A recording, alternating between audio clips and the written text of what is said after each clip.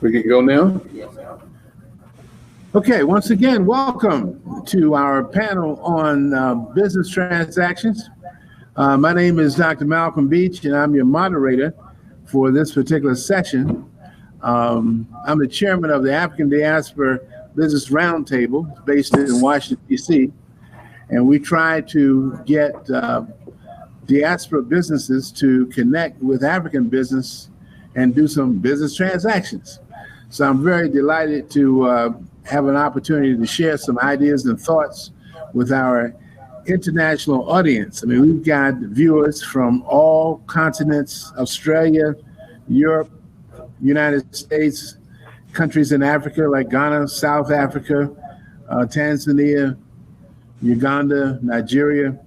So we want to try to give them a good idea of what kinds of things they need to think about and consider when they're doing business transactions between their area and Africa. So let me start off with Greg. Greg, introduce yourself, because you've been around a long time.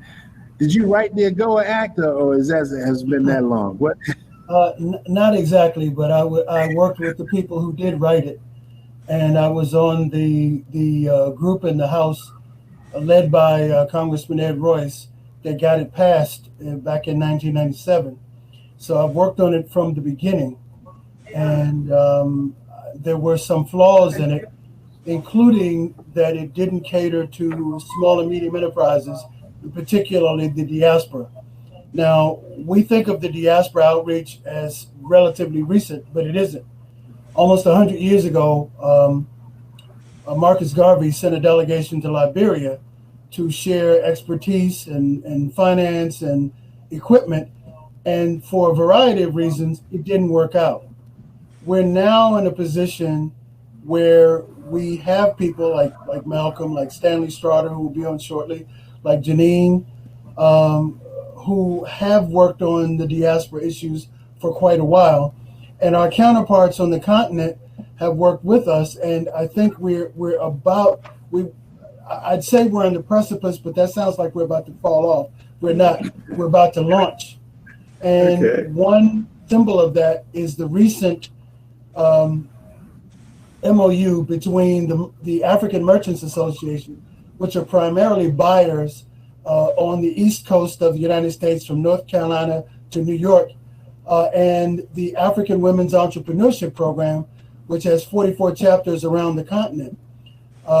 Previously, under AGOA, these groups weren't put together.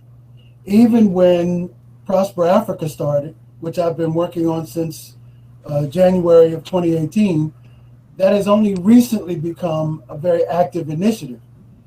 In fact, USAID, for whom I work as a senior advisor in the Africa Bureau, and the Minority Business Development Agency of Commerce are putting together a combined domestic international diaspora outreach under Prosper Africa. Now, the transition to a new administration notwithstanding, we think that this will carry over, but we really need for business people in Africa, in America, to find partners and work together. There are a number of mechanisms to do this. And when you add Stanley, who also has connections to the Caribbean, I think we see the enormity of what we can do. But we have to use the businesses that are available, the finance that really is available, the technology and the expertise available to help ourselves. Not that we can't use government assistance, but to the extent that we follow Garvey, who said that if you stand on your own 2 feet, you can look anybody else in the eye as an equal. We need to do that because we have the wherewithal within our communities on both sides of the Atlantic to make this work. So to the extent possible, we need to work together. We need to have contacts between business associations, beyond the Merchants Association, beyond AWEP, to find partners, to go through whatever deal room mechanisms that exist. I know USAID has a deal room mechanism centered in Abuja in the West Africa Trade and Investment Hub, but there are others as well that can help put deals over the top. And when you look at AGOA and you look at Prosper Africa, they have mostly been catering to big business because governments want to move the needle. And the way to move the needle is to have a big deal. The Exxon deal in Mozambique, for example, is almost $1 billion. Right away, that one deal can more than double U.S.-Africa trade in terms of the dollar amount. But we're also looking to create jobs, and we're looking to create wealth on both sides. For that, you need to have small and medium enterprises, including the diaspora, to be very active. So that's what we're counting on happening with the Merchants Association and AWEP. And we want to expand that to other groups, to put them together, and then to find a way to produce the finance for those deals to work through, the mechanism to move forward with those deals, because the mechanism Prosper Africa has is mostly for big business. We need something for small and medium enterprises, particularly the diaspora. So with that, I'd like to wrap up, and I'm prepared for any questions that we may have. But just let me leave you with this thought. It's in our hands, and we can't afford to waste the opportunity that we've been given. So thank you. With that, I'll stop there. Okay. Thank you very much, Gregory. Let's move over to Ms. Janine Scott. Janine has a great deal of experience in international trade. And right now she has a private consulting firm. I don't want to mess this up, but is it America to Africa Consulting? Yes, that's it. Mm-hmm. Okay, all right, I did get that right. And she's been involved with another group called the Constituency for Africa for quite some time, which is one of the largest advocacy organizations for Africa in the United States. So, Janine, in our few short minutes, tell us what it takes to have a successful business transaction. I get a lot of questions to provide advice to businesses, large and small, and especially small. And I try to focus a lot on diaspora organizations here in the States in order to prepare them and to give them kind of the grounding that they need to go into the continent. And I think, let me pick up a little bit on what Greg said, but also kind of give my own pieces of advice. And I write them out from time to time. We do have human capital, we have knowledge, we have technology, we have capital, but I think what we really need to do is to understand that we must have these comprehensive solutions in order to make any transaction happen. I mean, it's not unique to a diaspora wanting to go in and to make an investment on the continent, but those are things we must have. All of those comprehensive technical assistance, financing, advisory services, because the opportunities are there, but they're not going to make themselves happen without some of these things. We do have to have a sound understanding of the political uncertainties or the political situations, the contexts in which we work. And I think that we have to continue to dispel this myth that, there is a perceived or an actual risk for working in Africa. I don't think it is inherently any different from working in any other part of the world, but we must consistently work on doing something like that. Hold on a second. To ensure that people understand that it is possible to do work on the continent. You need to be flexible. You need to be able to move quickly. There are things that will take time, but there are also things that you must be prepared for. When it hits and it's hot, you've got to be ready to move. Attention to quality is something that I think that we have to really pay attention to, from the inception of a project all the way to its completion. You want to make sure that you have clearly defined and assigned roles. The resources should be available, and you don't want them to be wasted on inefficient business processes. You really need to have your key players in place, and building those relationships on the ground is primordial. You really must have them. It's good to have a strategic presence on the ground in terms of having partners with whom you can interact on a daily and regular basis, and with whom you are completely and integrally linked. in order to take care of the business. And I think it's very important, something that sometimes we miss coming from other parts of the world, even though we're of African descent, is to really pay attention to the African point of view. Yes, it's all well and good that we may have certain types of resources that we're able to bring to the table, but in order to be effective, in order to be successful, I think incorporating that African point of view is very, very important.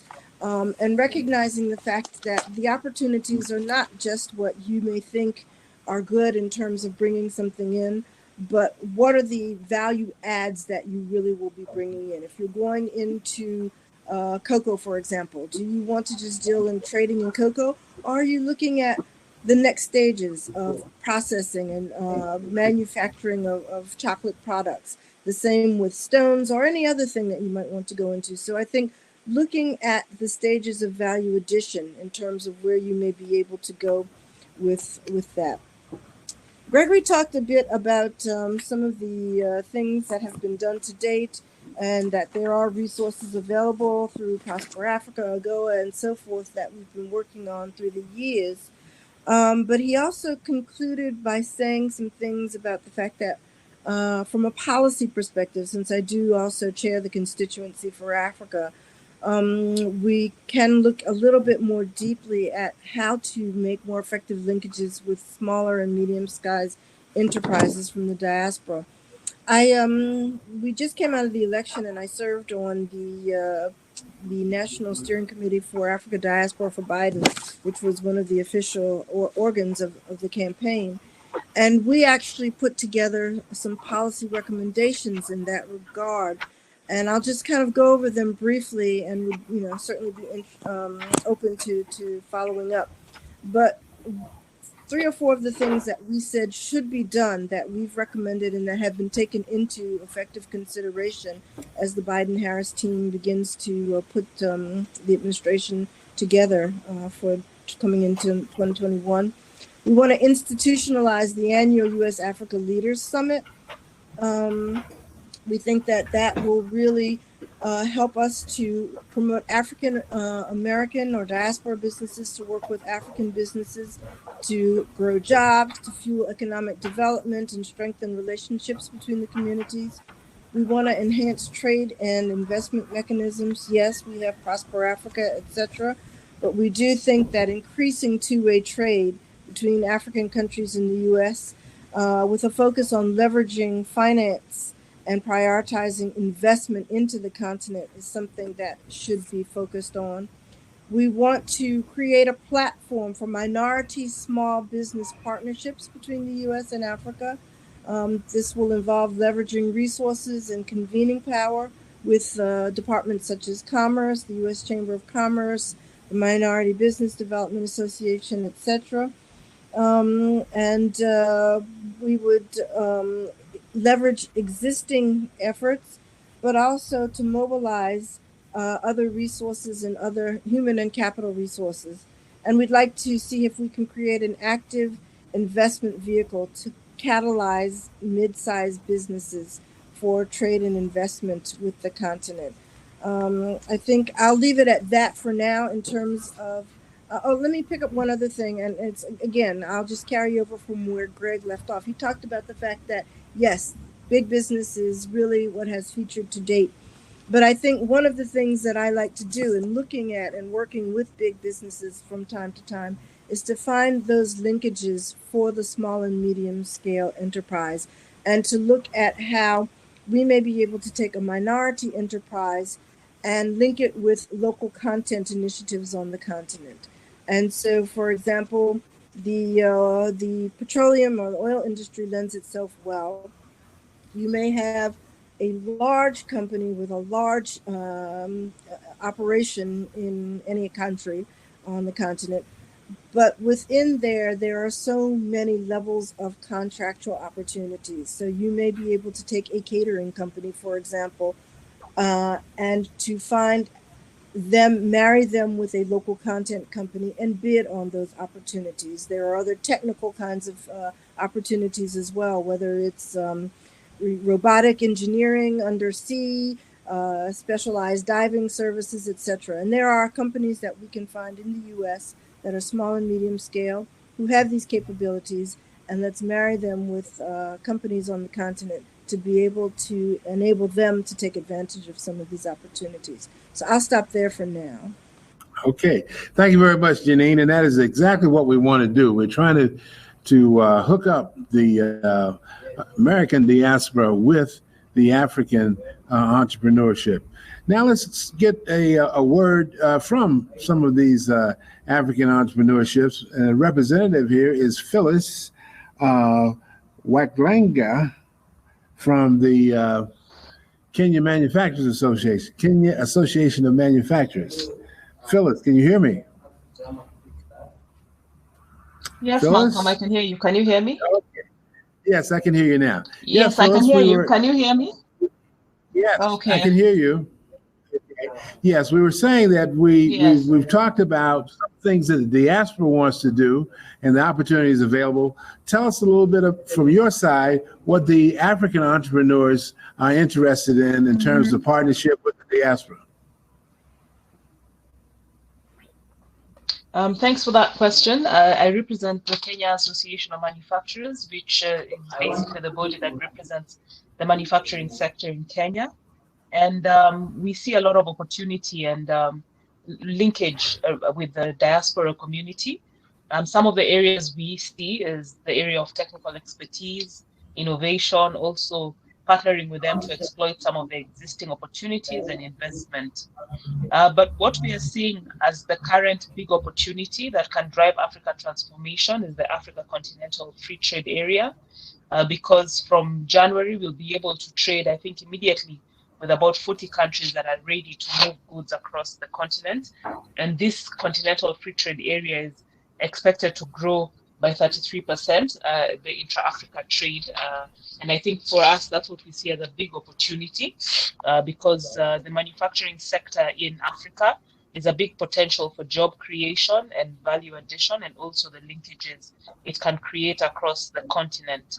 So what the AFCTA, the Africa Continental Free Trade Area, will do, it will open up very huge export opportunities for locally manufactured goods. So that's a huge opportunity for partnership and development of the local manufacturing sector within the different countries in Africa, so that we promote industrialization and also unleash the regional value chains. So also a big opportunity for us to improve our prospects as an attractive investment destination and improve the trade within the continent. So that's what we see from where we sit, and some of the specific areas that we think would be an advantage, something that we can partner in that is growing within the continent. One of them is around cashless and electronic payments, which is something that we're seeing deeply in countries like Kenya, where we have M-Pesa. And if this is fully implemented across the continent, we can have a lot of cashless payments that can facilitate trade. So that's a big opportunity. There's also a big opportunity around essential items for healthcare. I think one of the things COVID has done has been the need for us to really source and do a lot of the production for healthcare items within the continent. So a big opportunity there. And we've seen a lot of investment during this season on PPE manufacturing, hygiene products and other products within the region in the continent. So that's another area, because going forward, we see government strategically going to invest in some of these sectors that support the healthcare sector, like the textile, leather, and footwear, pharmaceutical, and other hygiene products also. Then for Industry 4.0 also, as the world positions itself for the fourth industrial revolution, we also see a big opportunity for technology and automation within the continent for Africa, and a big opportunity for partnership. And something else that I think even the people who spoke before me spoke about, the need for integration of SMEs along the value chain. So support and partnership to grow SMEs in the continent so that we're able to take advantage of the small businesses, which are really the backbone of the economy in Africa. So those are some of the opportunities I can share at this point, Malcolm, and happy to discuss further or respond to any questions. Thank you. Okay, thank you very much, Phyllis.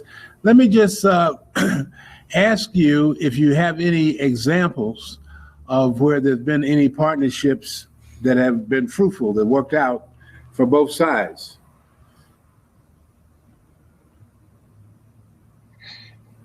Thank you. Yes, we do have examples. Within the association, we have seen some businesses partner with others. We've had joint ventures in, say, for example, our chemical and allied sector, in our food sector, with different investments from different countries. So I won't point to a specific one, but we have seen quite a number of JVs and partnerships that have worked within the local manufacturing sector. Yeah, they're trying to sort out the people who haven't joined the forum yet. That's good. Yeah. I'm sorry. Oh, just one second. I'm trying to get this.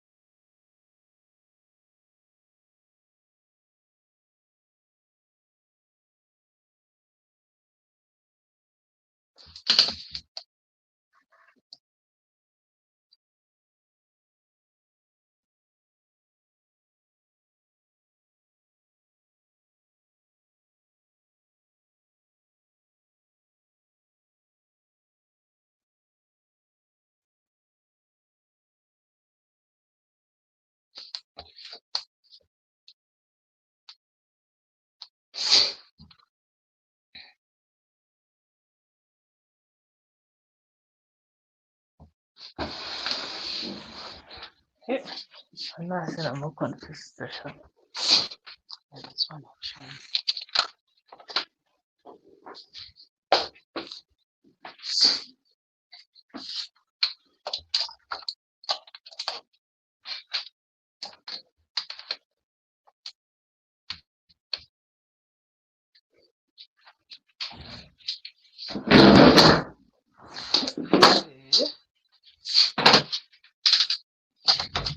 This is the most confused session. This concession of theirs is so confused.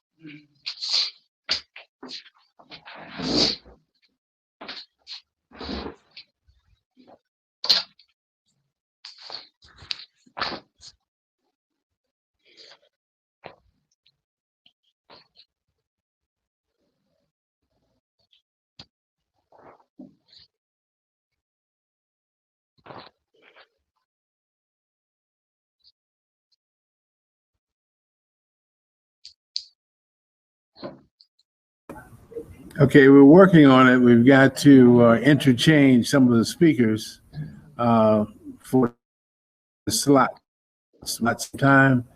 So we're adding our two. We have two speakers that have not spoken yet, and we're trying to add them to the conversation. And so just hang in there with us. We'll be right. We'll get this straightened out in a few minutes.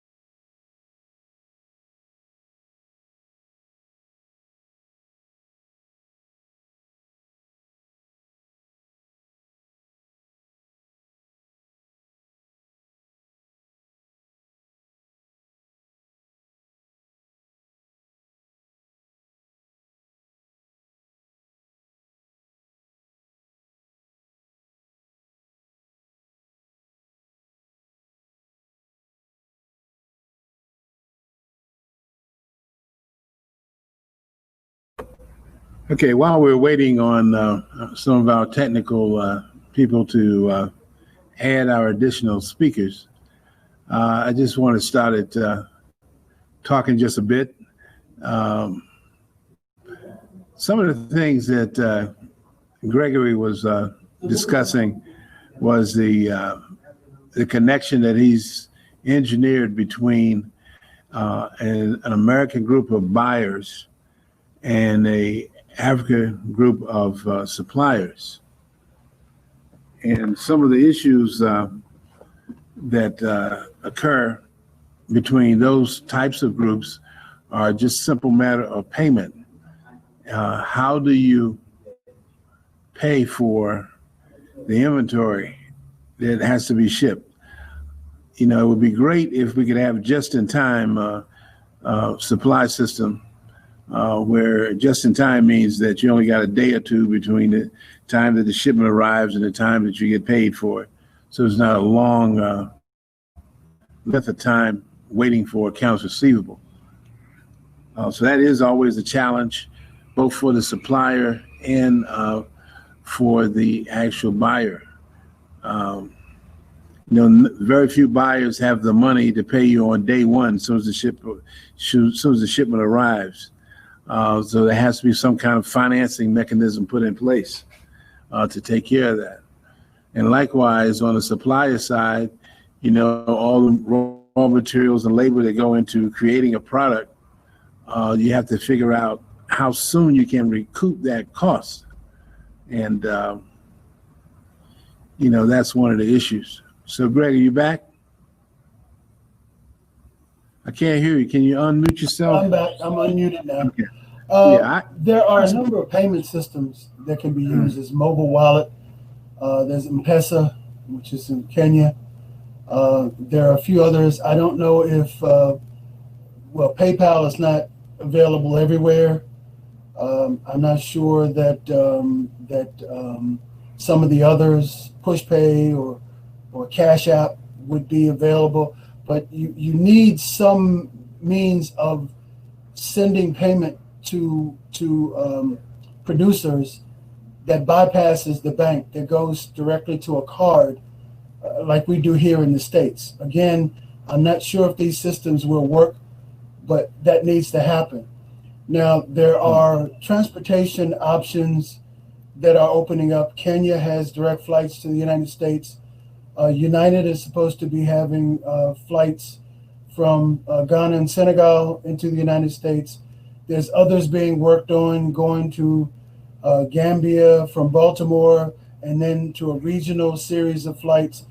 The more of that we have, the easier it is to get goods here in a relatively quick manner. Otherwise, we'd have to stockpile some goods, and as you correctly point out, Malcolm, that's now on the producer's side to pay for that. So I do understand that there are things that need to be worked out, but before all that can be worked out, you need people ready to buy, people ready to sell. I think we have that in place. We need to figure out the logistics of it in quick order. We're going to be talking with, at least I'm going to be talking with AWEP on Thursday about some of the follow-up steps, and I continue to talk to the Merchants Association, and I've talked to folks like yourself and Stan and others about how we can work this to expand the number of producer groups and buyers here among the diaspora. So it isn't easy, and Janine is quite right. You need a controlling mechanism for this to work. It just doesn't happen. And I do understand that. I'm just very positive that we can do it. So that's why I've been talking with folks like yourself and folks on the continent, putting our heads together so we can figure these issues out. I've also been working with the World Trade Center Association, which has outlets here in the United States and some in Africa, and they're growing. The National Black Chamber of Commerce is opening some chambers in Africa. There's existing chambers. So I think if we all start working together, we can figure this out. But my main point is government can help, but they need not to be the first resort. Okay, that makes sense. Now, Janine, when you're some of the transactions that you've been involved with, I'm sure they involve some kind of a bank or letter of credit or something like that. How does that work, and how could the diaspora and African entrepreneurs take advantage of what's already in place for some of these financial institutions?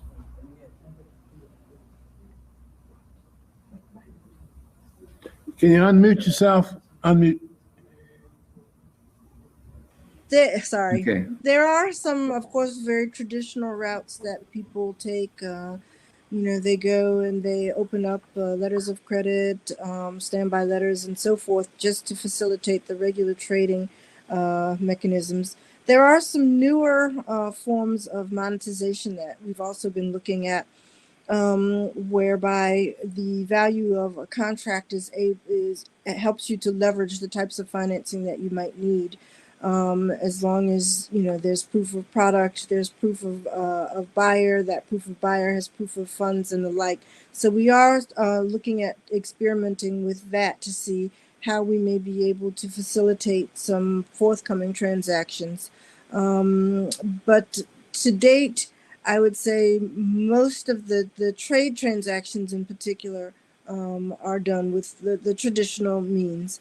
What we would like to see as well is whether or not we might be able to work with some of our Black-owned financial institutions to get them to the point that they may become more readily involved in backing some of these transactions. So that's discussions that I hope to be taking up in going into the 2021 year.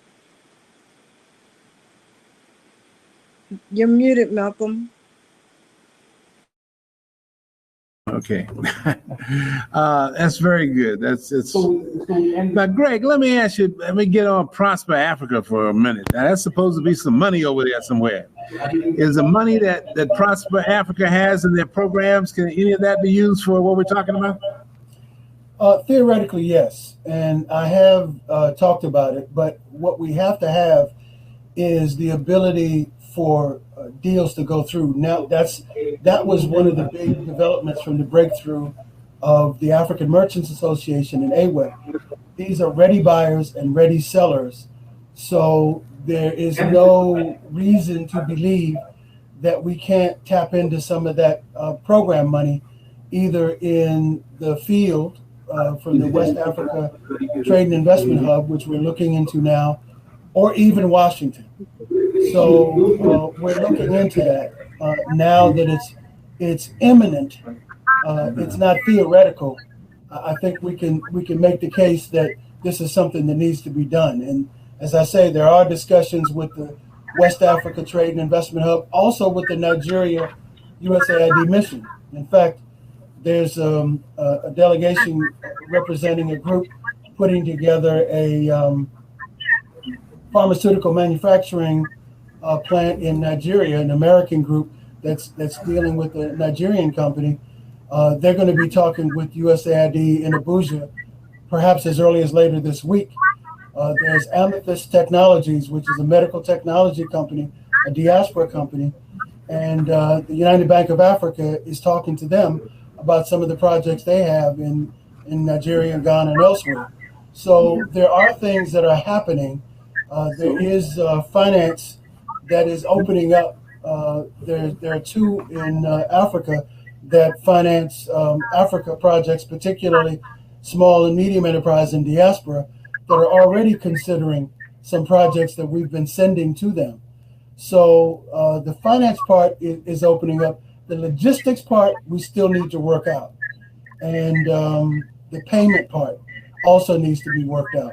But at least we have something that's concrete and it's not just theoretical. And from that point, it's easier to get U.S. government and African governments to do something because they see the potential, they see the possibility, and they see it's real. It's not just on paper. They're real people with real products and real money able to go back and forth. Those of us who've been working on this a long time, and I'm glad Stanley is in as well. We just need to put our heads together and identify the problems and work together and see how we can resolve them. Okay. Stanley, are you there? I'm on. Can you hear me? Yeah, I can hear you. I can't see you. Can you adjust your camera a little bit? I want to see your smiling face when you tell us some of these great stories from the African Caribbean Business Council. Tell us about the African Caribbean Business Council, what you do, and what successes you had. Thank you, Malcolm. Appreciate the opportunity to be here. Let me just say quickly, my access to the African market was created by a couple of giants, and one of them is my work with the late Reverend Leon Sullivan. In '76, he first sent me to Africa to set up a farm in a little country called Togo, and I've been on the continent ever since then. And worked with him and Greg when Greg was at ADS.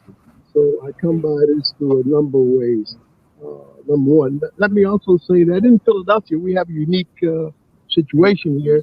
We have about 50 to 60,000 African Caribbean immigrants that live in the city of Philadelphia. And what we've done at the African Caribbean Business Council of Greater Philadelphia is build our access into Africa through these various organizations. For instance, we've set up a Mayor's Commission on African Caribbean Immigrant Affairs that brings together these organizations to build the long-term sustainability. And everybody can do one-hit deal, but you got to build the infrastructure to sustain the work that you're doing, both in Africa and also in the Caribbean. Everybody here knows better than me that African financing is the most difficult. Everybody can go to China, they go to Europe, but nobody goes to Africa to do finance. And it's crazy because we're closer to Africa here in Philadelphia than we are to China. But that's the nature of the beast. But that tells you something about the long-term systemic racism that exists within even our trading issues, both at the federal, state, and local level. And I say that because we have advocated with our state legislators, our congressional people, to talk about Africa in their trade. And we got black congressmen, black state legislators, and black city council people, and we have to educate them on what this is. That's important because one of the things we have been able to do most recently is a Senator, Sharif Street, who required the state international business office to hire an individual on the continent of Africa based in South Africa to promote trade. At the federal level, our congressman is on the House Ways and Means, and we're working with him to look at the AGOA, its inefficiencies and ineffectiveness, and to see how we can come up with a better approach to AGOA this year. And then the third thing, in the city of Philadelphia, we work with the Commerce Director to have a trade strategy. That's important because Philadelphia, we already get into our thing. Philadelphia is the largest port of importation of cocoa beans in the entire United States. And so those ships come over here full with cocoa beans, and we send them back empty. And so that's the opportunity. We're trying to fill up those ships. And with the technical assistance that we have relationships with Nigeria, Ghana, Cote d'Ivoire. Even we have the Cameroon that's simply to set up a trade office here in Philadelphia at our port because they want to export to our port. So we have some technology projects. We have a project in Ghana called Quasar.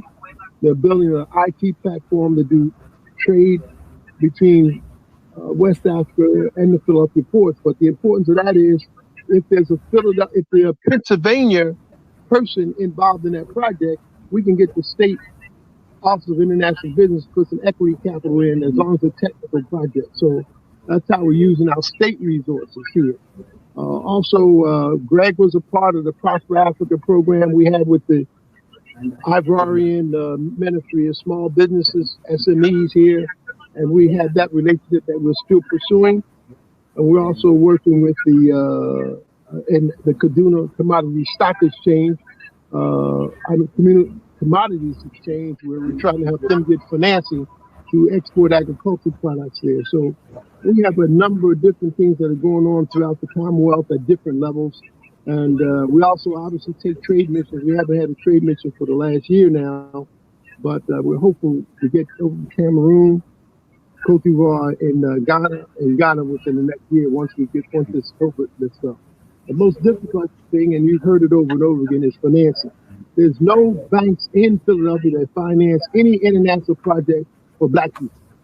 They may do it for white people, but they don't finance it for Black people. I think that's a systemic racism issue we have yet to overcome.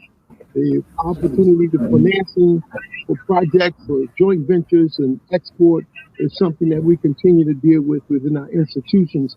And they're not private sector institutions as financing, they're mostly public sector institutions like our Philadelphia Industrial Development Corporation or our State Office of International Business.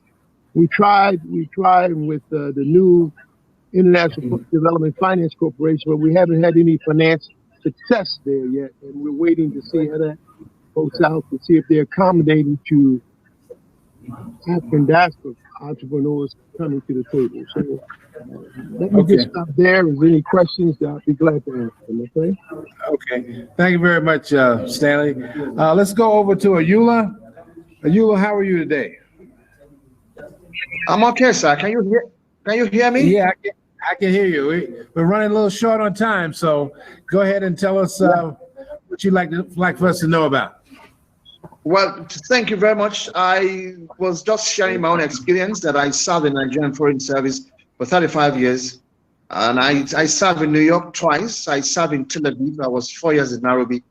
I also ended up as High Commissioner in Australia. And of course, I'm 4 years in Tel Aviv. Throughout this period, I had close relationship with the African diaspora. And I can tell you of the potential.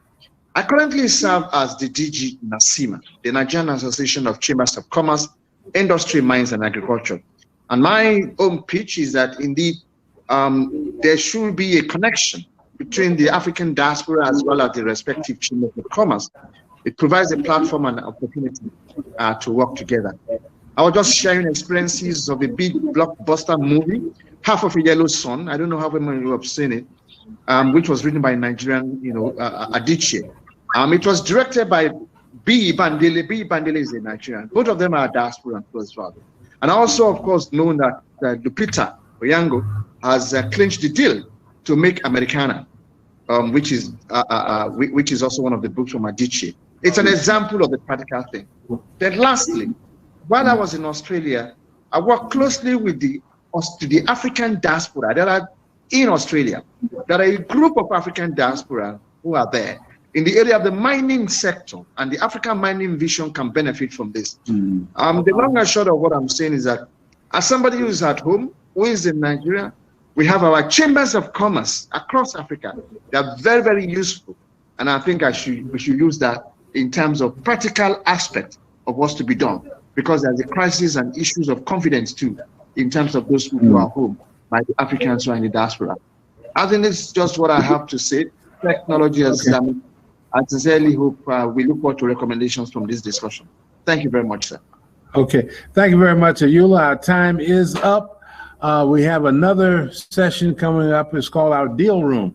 If you'd like to stick around for that, we'll be able to follow up on questions. But I want to thank all of you for participating. This has been very informative. And as I said in the beginning, there will be some follow-ups. I'll be getting back in touch with you again for the African Diaspora Alliance. Thank you very much. Thank you very much. Okay. So, let me leave. Okay. So do I.